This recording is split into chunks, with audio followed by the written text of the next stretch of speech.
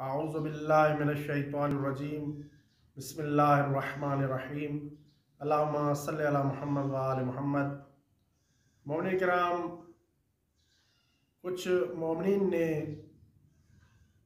نگینوں کے بارے میں سوال کیا ہے کہ ہمیں اپنی انگوٹھی میں کون سا پتھر پہننا چاہیے۔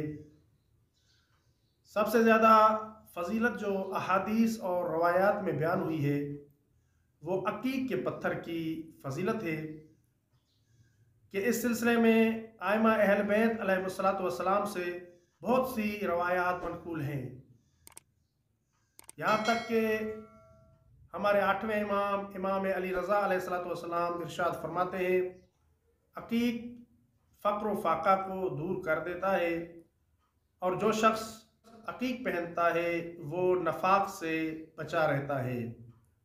اسی طرح مولا صادق آل محمد علیہ السلام ارشاد فرماتے ہیں جو شخص عقیق پہنتا ہے وہ شخص فقر و فاقہ سے بچا رہتا ہے، اور اللہ تعالیٰ اس کا خاتمہ بالخیر فرماتے ہیں۔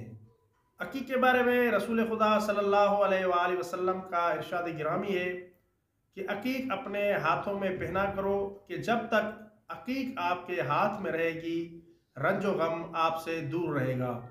لہٰذا اگر ہم انگوٹھی پہننا چاہتے ہیں تو اس انگوٹھی میں عقیق کا پتھر استعمال کریں کہ اس کا بہت زیادہ اجر و ثواب ہے۔ وما علینا الا البلاغ المبین۔ اللہم صلی علی محمد وآلہ محمد۔